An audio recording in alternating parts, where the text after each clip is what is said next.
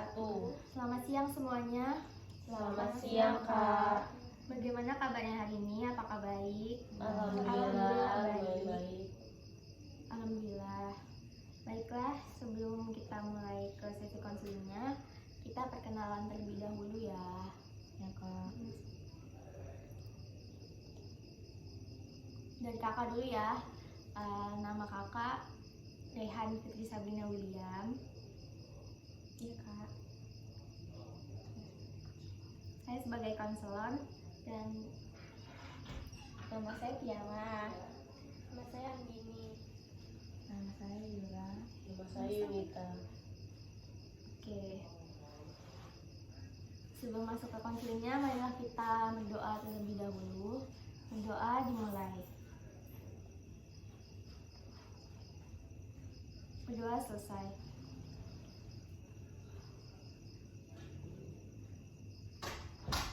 Sebelumnya, apakah teman-teman sudah pernah mengikuti konseling atau sudah mengetahui apa itu konseling kelompok?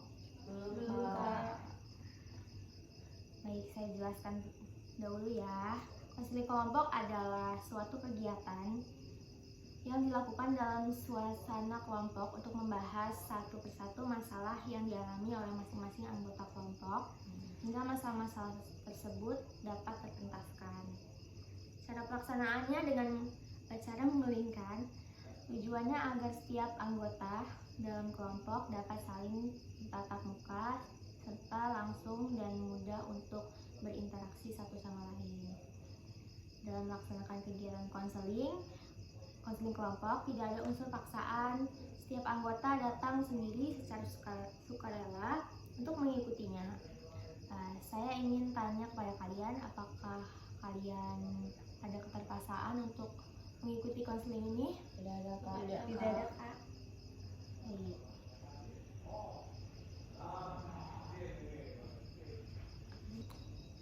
Alhamdulillah, jika semua mengikuti kegiatan ini dengan sukarela, tentunya suatu kegiatan yang didasari dengan sukarela, insya Allah hasilnya akan baik. Selain itu, setiap anggota dalam kelompok harus saling terbuka satu sama lain, tidak ada yang ditutup-tutupi. Dan nanti setiap anggota dalam mengemukakan permasalahannya harus jujur apa adanya dan tidak ada yang ditutup-tutupi. Dan yang terpenting, setiap anggota dalam kelompok harus mampu menjaga kerahasiaan. Dalam arti, setelah kegiatan konseling kelompok berakhir, tiap-tiap anggota kelompok tidak boleh menceritakan permasalahan yang dibahas tadi pada orang lain. Oke.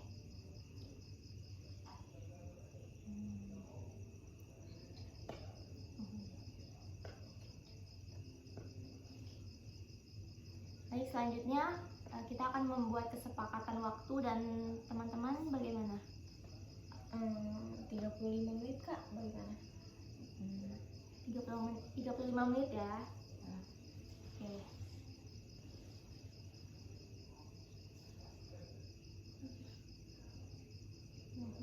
Baiklah, saya rasa kita sudah saling mengenal satu sama lain. Saya harap nantinya kita bisa saling terbuka dan tidak ada rasa canggung lagi di antara anggota kelompok. Bagaimana, apakah teman-teman sudah siap untuk melakukan sesi konseling kelompok? Siap, Kak. Baik, jika semua sudah siap, kita mulai saja konseling kelompok pada siang hari ini. Kita akan membahas satu persatu masalah yang dialami oleh setiap anggota kelompok. Silakan dari anggota kelompok, siapa duluan yang ingin berkenan mengutarakan permasalahannya? Saya tidak bisa mengatur keuangan saya dengan baik, Kak. Saya kesulitan menentukan model belajar yang cocok bagi diri saya, Kak. Saya tidak bisa mengatur waktu antara belajar dan memberikan bimbingan belajar bagi anak-anak di sekitar rumah saya. Saya sering merasa tersinggung, apalagi jika teman-teman saya membicarakan saya meskipun itu bercanda. Baik, dari permasalahan yang sudah diutarakan, kita sepakati terlebih dahulu permasalahan siapa yang akan dibahas. sepertinya permasalahan dari Tiara ya yang lebih beratkan. Baik, saya persilakan untuk Tiara untuk mengutarakan permasalahannya. Saya kesulitan menentukan model belajar yang cocok bagi diri saya gitu kak. Tiap selesai belajar, saya merasa kurang memahami apa yang saya pelajari barusan.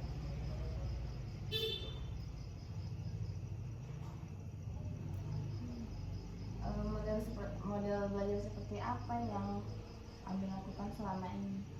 Sejauh ini saya hanya belajar dengan membaca, menghafal materi-materi pelajaran, kadang juga belajar sambil mendengarkan musik gitu. Apakah di rumah Anda mempunyai ruangan atau tempat khusus untuk Anda belajar sendiri? Saya nggak punya kak. Selama ini saya belajar di ruang tamu, kadang di kamar tempat tidur, terkadang juga di depan TV.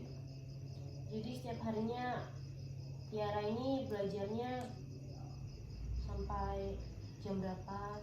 Dari abis maghrib gitu kak, abis sholat maghrib bisa sampai abis isya gitu.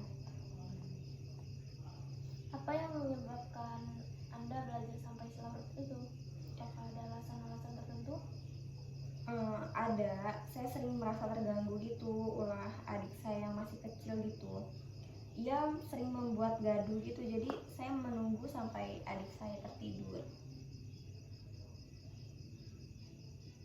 Baik, dari permasalahan yang sudah diutarakan oleh Tiara, apakah teman-teman ada solusi atau pendapat untuk Tiara? Saya kak, menurut saya permasalahannya Tiara ini kemungkinan besar diakibatkan oleh lingkungan sekitarnya Tiara yang tidak mendukung dan tidak kondusif gitu. Dan juga waktu belajar Tiara ini terlalu larut ya, nggak baik sih untuk kesehatan.